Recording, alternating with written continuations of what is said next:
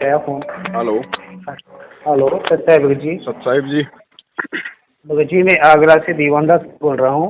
जी भगत जी, थोड़े मुझे एक शंका का समाधान चाहिए। बोलिए। भगत जी, मुझे दरअसल एक ज्वेलरी मिली थी हाँ? जो कान एक मुझे ज्वेलरी मिली थी जो कान का बूंदा था।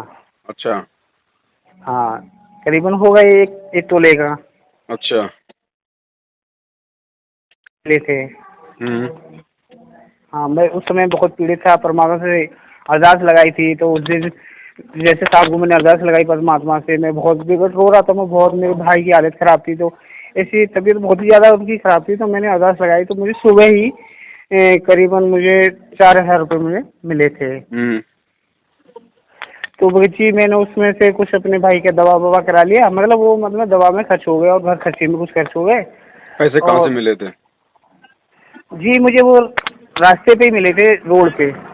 अच्छा, फिर? फिर उसके बाद में मुझे उससे पहले एक मुझे बूंदा भी मिला था, जो कान का एक बूंदा था 1 तोले का, वो भी मिला था। हाँ, वो मेरे पास में अब भी है, रखा हुआ है मैंने। नहीं तो वो कहीं बेकार कुछ भी नहीं किया, क्योंकि मुझे लग रहा था कि शायद किसी का हो, शायद कोई आ जाए। मैंने हालांकि सबको बता दिया मैंने कि मुझे ये मिला है, तो मेरे किसी का हो तो वो ले जाए। तो हाँ, तो भगत जी, यही बात, ये बात जाके नहीं है वहाँ हमारे जो नाम केंद्र है, नाम स्थल है, जो वहाँ किसी ने जाके नहीं बोल दिया कि ऐसे ऐसे उस भगत को ऐसे ऐसे वो मिला है हुआ। तो भगत जी, वो तो हम गए वहाँ पे, तो हमें बहुत डांटा फटकारा। वो बोला था, ये तुम बहुत गलत कर रहे हो, ये तुम्हारा स्वार्थ गलत है। तुम्हें ये सारा बूंदा भी और ये जो तुम्हें पैसे मिले हैं, वो पैसे भी तुम्हें ना उसमें दान पेटी में डालना चाहिए। और इससे तो तुम अपना नाम खंड कर रहे हो। तो भगत जी, मेरा नाम खंड हो गया इस वजह से? नहीं हुआ ना? नहीं।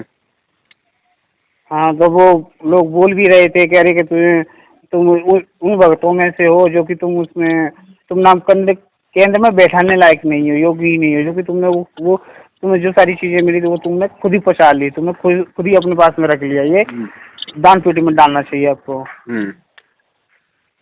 तो भाई जी, मैं यही जानना चाहता था मैं आपसे, हमें कुछ और बताइएगा। जितने पैसे आपने यूज में लिए हैं,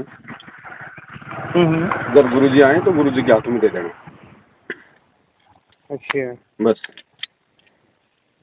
अच्छा। और भगत जी, एक और बात, जो मेरा भाई बहुत ज्यादा बीमार था, बीमार हो गया था। हाँ, ऐसी पोजीशन हो गई थी जब मरने की कगार पे आ गया। तो मुझे लगा कि शायद हो सकता है, वैसे हमारे अनुभव से तो इनका नाम खंड हुआ नहीं है, मगर फिर भी हो गया होगा। तो चलो, हम नाम सज जाते हैं और प्रार्थना लगाते हैं परमात्मा से। तो हम वहाँ भी गए, तो भगत जी ने हम वापस कर दिया, मगर कैसे कोई नाम खंड नहीं होगा, तुम बार बार नाम खंड कर लेते हो।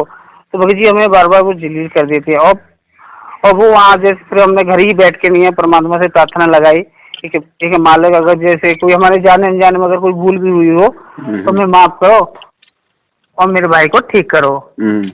तो मालिक की दया से वो उसी दिन से, उसी क्षण से ही मेरा भाई को ठीक हो गया, बगैर डॉक्टर ना किसी से दवा ली हुए जी, मेरा भाई ठीक हो गया। ठीक हो गया। तो भगत जी, अब कभी कभी तो मुझे ये भी कभी कभी हम कहते हैं कि बोलते हैं, कह रहे हैं कि तुम पवन दास से तुम कांटेक्ट में रहते हो और तुम पवन दास की वीडियोज देखते हो, वो तो गुरुद्रोही है। तो शायद हो सकता है मुझसे इस वजह से नफरत करते हो वो लोग। करने दो, इससे क्या फर्क पड़ेगा? आप भक्ति सही कर रहे हो तो शायद दुनिया नफरत करो, आपको क्या मतलब है भाई? हाँ जी भाई जी। आप अगर भक्ति कर रहे हो तो दुनिया क्या, पूरा संसार आपसे नफरत करे, उससे क्या फर्क पड़ेगा? आज गुरुजी को पूरा हरियाणा देशद्रोही कह रहा है, तो आपको फर्क पड़ रहा है? ना भगत जी, हमें तो कोई फर्क नहीं पड़ रहा। फिर आप उन लोगों को कैसे फर्क पड़ेगा जो आपको जानते हैं, जो आपको पहचानते हैं? भगत जी, मुझे तो नहीं, मैं चाहे दुनिया चाहे कुछ भी कहे कि पवन दास ऐसा है या वैसा है, मुझे तो मेरे सारी आपकी वीडियो भी देखी, सारी जो आपने अपने मुख कमल से जो भी शब्द कहा गुरु जी के लिए, अरे गुरुद्रोही तो होता कौन है? गुरुद्रोही वो होता है जो गुरु से द्रोह करे, गुरु की बुराइयां करे। मैंने आज की एक वीडियो में एक भी उसमें कहीं एक भी शब्द नहीं सुना कि आपने कोई शब्द उनके अपशब्द कहे हों, जबकि ये किस आधार पे आपको ये गुरुद्रोही बनाते हैं? क्यों ये सब करते हैं? संगत में दंगे हो रहे हैं ना, संगत हाँ में दान का, पाठ का, ज्योति का पैसा देना छोड़ दिया, इनकी अय्यासियां कम हो गई भाई, इनका पाखंड खत्म होता जा रहा है। हाँ दरअसल होगा ही। ये बात तो है, मैं जानता हूँ, मेरी आत्मा कहती है भगत जी, आप कहीं भी एक रत्ती भर आपकी भक्ति में, आपकी श्रद्धा में कहीं भी कोई डिफेक्ट नहीं है, मगर ये किस आधार पे आपको इसे, क्योंकि पवनदास इसलिए गुनहगार है कि मतलब वो आप सारे संसार के सामने तुम लोग सच्चे रख रहे, इस वजह से गुनहगार है क्या? मैं ये बातें मेरी कई बार मेरी बातें हो जाती हैं उनसे, भक्त लोगों से, मैं ये बातें छिड़ जाती है कि भाई मुझे बताओ तो सही, एक बार देखो तो, वीडियो तो देखो, पवनदास की वीडियो देखो, आप उनकी वार्तालाप सुनो, उनके जो उस आधार से वो बताते हैं, उन आधार को सुनो तो सही, कहाँ पे तुम्हें डिफेक्ट लगता है। अगर डिफेक्ट लगता है तो हम मान लेंगे कि चलो हाँ कि हमारे पवनदास जी गुरुद्रोही है, जबकि हमारे गुरु जी ने कभी कहीं किसी वीडियो में नहीं कहा है कि पवनदास गुरुद्रोही, ना ही कभी कोई वहां से जेल धाम से भी कोई हुआ है कि भाई पवनदास से बात कांटेक्ट मत करना, पवनदास से ये मत कर, तो हम कैसे मान लें भगत जी का हमारे पवनदास जी भगत जी गुरुद्रोही हैं? तो भगत जी हमें आपकी वीडियो देख के, आपका सबको देख के भगत जी हमें बहुत अच्छा लगता है। देखो धीरे धीरे सबको समझ में आएगा, पाखंड ज्यादा दिन नहीं चलता, धीरे धीरे सबको समझ में आ जाएगा। ये बात है भगत जी, पाखंड कहते हैं कि झूठ के पैर होते ही कितने हैं? नहीं होते, मुझे मालूम है, मुझे पता है भगत जी, एक दिन वो भी आएगा भगत जी। आप ये भगत सारे एक तरफ और आप एक तरफ, मैं मानता हूँ, मेरी आत्मा कहती है कि आपके जैसा भगत अगर इन लोगों में एक भी मिल जाए तो मैं उनके चरण करों पे अपना शीश रख दूं। भगत जी मैं जानता हूँ आप बहुत ही नेक आत्मा हो और हमें बहुत ही अच्छा सद्मार्ग बताते हो, दर्शाते हो, क्योंकि मैंने देखा है, मैंने समझा है कि जो भी बातें वार्तालाप होती है, जो भी हमारे गुरुजी बताते हैं, आधार से संसार की भूल भैया से हमें उभारते हैं, उसी आधार से आप भी उभारते हो। मैं मानता हूँ कि मेरे जो पवनदास जी भगत जी है वो एक नेक आत्मा और जो एक ही गुरु जी के गुण भरत है। मैं जानता हूँ।